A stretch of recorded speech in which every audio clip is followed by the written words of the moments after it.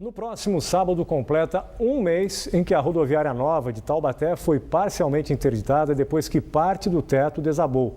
Mas até agora o estacionamento ao lado, onde o terminal atuaria provisoriamente, ainda não está pronto, né, Genda? Pois é, Márcio. Então, sobre este assunto, nós vamos conversar agora com a repórter Renata Marangoni, que está em Taubaté e está ao lado do secretário de Serviços Públicos, Alexandre Magno. Boa noite, Renata. Boa noite, Gianda. Boa noite a todos. Como você mesma disse, o secretário topou vir até nós para responder as principais dúvidas sobre essa questão da interdição da rodoviária nova de Taubaté. Estou ao lado do Alexandre Magno. Secretário, boa noite. Se é cobrada a taxa de embarque na rodoviária, por que esse dinheiro até hoje não foi utilizado na manutenção do local? Na realidade, esse recurso é todo destinado ao fluxo de caixa da própria prefeitura. E o recurso vai para todas as pastas, não há uma destinação específica para a rodoviária, né? Nós tínhamos um plano de terceirização que a gente está estudando ainda, o projeto de revitalização. Então esse dinheiro vai para a Secretaria de Finanças e lá ele é destinado para diversas pastas, não especificamente para a rodoviária nova. E por que os comerciantes estão proibidos de ficarem lá dentro, sendo que os guichês continuam funcionando? Essas pessoas também não correm o risco, bem como os passageiros que passam por ali? Sim, as permissionárias de transporte, elas estão ali por questão técnica, por falta de acesso à internet para emissão de passagens. Os demais foram retirados, estão montando a sua estrutura ao lado ali do estacionamento. Obviamente há um risco ainda, a gente tenta controlar com a Defesa Civil, os nossos funcionários. Criamos um corredor de embarque e desembarque, mas em breve eles também vão estar ali na região do estacionamento, já estão com os containers instalados, só falta esse detalhamento mesmo de internet para poder, e aí sim, deliberar para que todos sejam destinados para a área de estacionamento. E quando finalmente vai sair o laudo técnico? Nós já temos uma prévia do laudo já, da primeira carta, dizendo da interdição. Ela realmente deveria ter sido feita, como nós fizemos, mesmo que parcialmente, quase 90%. Agora ela vai ser totalmente interditada. Então o laudo deve sair quinta ou sexta-feira, já dando o detalhamento do laudo, mostrando quais são os riscos efetivamente e as medidas que nós vamos tomar para poder recuperar esse telhado e também mais algumas necessidades de serviços que esse laudo provavelmente vai apresentar. Ok, obrigada pelas informações. Voltamos ao estúdio. Obrigado, Renata. Boa noite. Até já, a gente volta a falar com você já. Já imaginou como seria ou será sua cidade daqui a alguns anos? Autoridades e empresários debateram hoje a São José dos Campos de 2030. Esta é a terceira edição do evento. O futuro de São José dos Campos pensado e discutido. Sugestões para o desenvolvimento da maior cidade da região nos próximos 15 anos. Cerca de 300 pessoas, entre políticos, empresários e representantes da sociedade civil, participaram da terceira edição do projeto batizado de São José 2030. Tomar decisões com atitudes de agora, para que o futuro possa estar garantido o desenvolvimento. Eu acho que a gente tem tido já esse terceiro encontro a possibilidade de trazer os maiores pensadores do Brasil, pessoas exitosas nas suas áreas e que vão nos ajudar a justamente definir quais são os melhores caminhos para que São José garanta essa proatividade no desenvolvimento que já é reconhecida na atualidade. E as ideias discutidas e propostas durante o encontro, se despertar o interesse do poder público, podem ser integradas ao cotidiano da cidade. O ex-governador do Paraná, Jaime Lerner, foi um dos palestrantes. Ele foi o pioneiro na implantação do BRT. O sistema de transporte público foi escolhido para melhorar a mobilidade urbana de São José dos Campos. O projeto vai custar R$800 milhões e as obras devem começar neste ano. É uma alternativa que pode dar uma resposta imediata. Porque às vezes muitas cidades ficam esperando uma linha de metrô por muitos e muitos anos, né? Não se pode sacrificar uma geração inteira à espera de uma meia linha, de uma linha, onde se pode ter um sistema, uma rede completa de transporte. E o BRT permite isso. Para o prefeito de São José dos Campos, Carlinhos Almeida, do PT, o governo municipal deve estar disposto para debater os rumos e projetos defendidos no encontro. Mas o que nós precisamos fundamentalmente é permitir que aquele que quer usar o transporte público, aquele que quer usar outros modais, como a bicicleta, possam fazer isso com tranquilidade. Um dia depois da Volkswagen dar início a mais um layoff na fábrica de Taubaté, funcionários afetados pela medida estão apreensivos. Em São José dos Campos, o Sindicato dos Metalúrgicos afirma que a General Motors implantou hora extra para quem não entrou na medida iniciada no último dia 9 de março e que vai durar 5 meses. Este funcionário da Volks de Taubaté não quer ser identificado. Ele conta que ficou sabendo do layoff pela televisão. A empresa só comunicou aos 250 trabalhadores sobre a suspensão dos contratos nesta terça-feira, quando a medida começou. Não informaram, não comunicaram nada, não avisaram com antecedência. Fiquei, sem chão.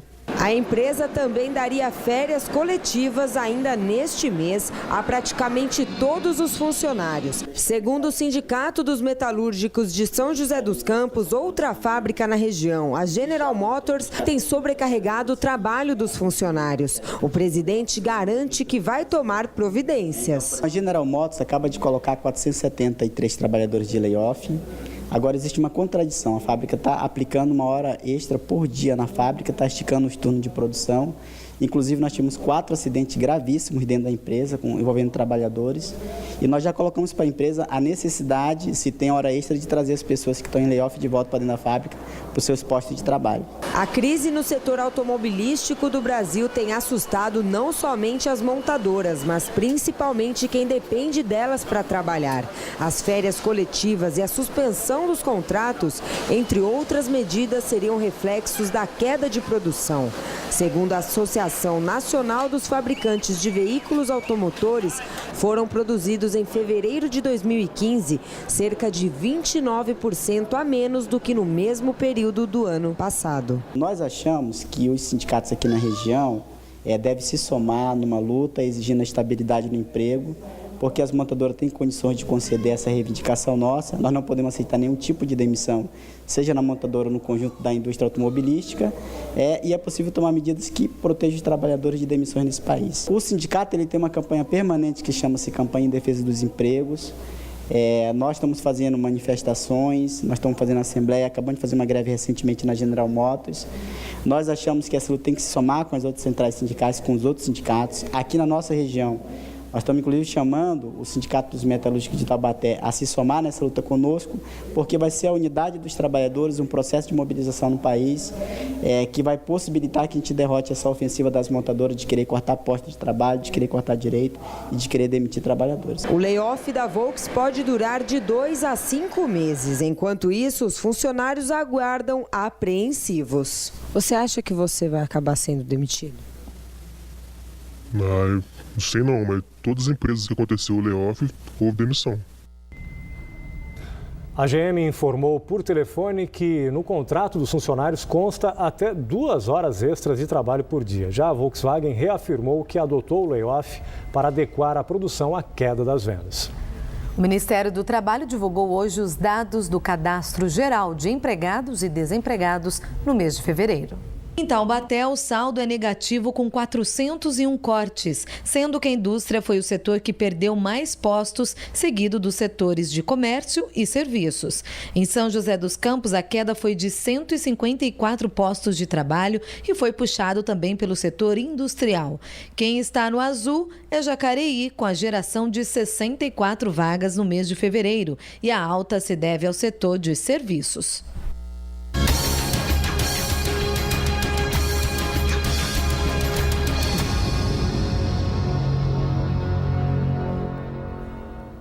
Choveu forte no final desta tarde em Taubaté e São José dos Campos, onde telespectadores aqui do Band Cidade registraram o temporal. Vinícius Casaca gravou essas imagens no Parque Industrial. E Kleber Carvalho fez as fotos que você vai ver daqui a pouquinho em um ponto de alagamento na rua Cidade Jardim, onde o trânsito ficou congestionado. Está aí as fotos. No bairro Bela Vista, Marvi Pinho registrou a queda desta árvore na rua, que ficou parcialmente bloqueada. Ninguém se feriu. E um corredor de chuva entre a Amazônia e o estado de São Paulo mantém áreas de instabilidade na região. E o tempo instável vai permanecer amanhã, é o que diz a meteorologia. A quinta-feira vai ser chuvosa no Vale do Paraíba, Litoral Norte e Serra da Mantiqueira. Mas os períodos de melhoria aumentam e as temperaturas sobem um pouco. Mínimas de 13 graus em Campos do Jordão, 20 em Cachoeira Paulista e Ubatuba e 21 graus em São José dos Campos. No período da tarde, nuvens carregadas podem se formar, provocando temporais típicos da estação, com potencial para alagamentos. As máximas chegam a 24 graus em Aparecida e Cruzeiro e 26 graus em Taubaté e Cunha. Na sexta-feira, o sol deve predominar pela manhã, mas volta a chover à tarde. Em Caraguatatuba, os termômetros variam entre 21 e 30 graus. Nos últimos 10 dias, já choveu mais de 100 milímetros no Vale, Litoral e Serra, o que corresponde à metade do esperado para todo o mês de março, né? Ou seja, apesar de clima mais úmido, a chuva permanece abaixo da média. Mesmo assim, os reservatórios continuam subindo. A represa de Paraibuna, a maior da bacia do Rio Paraíba do Sul, manteve a alta dos últimos dias. Passou de 3,63% para 3,78% da capacidade. O reservatório de Santa Branca, a cada dia que passa, se distancia mais do volume morto. O nível de água, que ontem estava em 5,08%, passou hoje para 5,12% do volume útil. Em Jaguari, o reservatório ontem operava com 14,28%. No balanço desta quarta-feira, o índice subiu para 14,71%. E a represa do Funil, de novo, foi a que apresentou a maior elevação na bacia do Rio Paraíba do Sul. Subiu de 42,25% para 43,55% da capacidade. Os números foram atualizados pelo Operador Nacional do Sistema Elétrico. Na Grande São Paulo, o conjunto de represas que abastecem 6 milhões de pessoas também subiu pelo 12º dia consecutivo. Ontem o sistema Cantareira estava em 15,3%. Hoje o volume passou para 15,6%. Mas ainda não foi suficiente para que o nível saísse da primeira cota do volume morto. Em março, choveu 157 milímetros no Cantareira, o que corresponde a 88,5% do esperado para o mês. E este foi mais um Momento Rio Vivo desta quarta-feira. Uma iniciativa do Grupo Bandeirantes de Comunicação que há 12 anos criou o projeto Rio Vivo com o objetivo de proteger a água, nosso maior patrimônio, né? E as ações de conscientização não param. Fique bem informado sobre os eventos e participe também. Acesse a nossa fanpage facebook.com/Projeto Rio Vivo. Bom, no início do jornal você acompanhou um crime bárbaro que chocou toda a região na tarde de hoje, em que um pai matou o próprio filho na cidade de Caçapava. Como que é possível reagir nesse tipo de situação, né? A repórter Renata Marangoni está com o representante da Polícia Militar que vai debater mais sobre esse assunto, não é isso, Renata? Isso mesmo, Márcio, olá. Realmente um crime que chocou toda a região, principalmente por envolver crianças, né? Eu vou conversar agora com o Tenente Pedro Monberg, que é do Batalhão de Ações Especiais da Polícia. Tenente, boa noite. Em casos como esse, onde tem uma criança como refém, como funciona o trabalho do BAEP? Bom, não só como existindo uma criança, mas como existindo só a figura de um refém, a nossa missão principal é garantir a vida. Esse é o primeiro foco. E depois aplicar a lei. Então, em toda ocorrência de grave que a gente utiliza as doutrinas de gerenciamento de crise, a nossa função primordial é garantir a vida, depois aplicar a lei. Em relação ao crime de hoje, a polícia chegou a disparar um tiro de bala de borracha. Isso não teria motivado mais ainda esse criminoso a ferir a vítima? Não, ali no caso, cada ocorrência tem uma maneira de ser conduzida pelo policial que está ali no local. Como ali no caso o policial identificou que a criança ela estava no colo em tese do pai dela, e ele utilizou progressão da força. Ele utilizou primeiro a técnica de negociação, tendo feito contato. Posteriormente, ele vai utilizando as técnicas não letais, que aí entra o uso de munição de borracha, o taser. E, por último caso, é o uso de arma de fogo. Então, ali, na avaliação do policial, ele identificou que seria o meio necessário, o meio adequado seria o uso da munição de borracha. Ok, obrigada pelas informações. Voltamos ao estúdio. Obrigado, Renata. Boa noite para você. A seguir, no próximo bloco, a gente vai falar da página esportiva aqui no Band Cidade. Você vai ver como foi a vitória do Taubaté na Superliga de Vôlei. São 7h10, a gente volta já.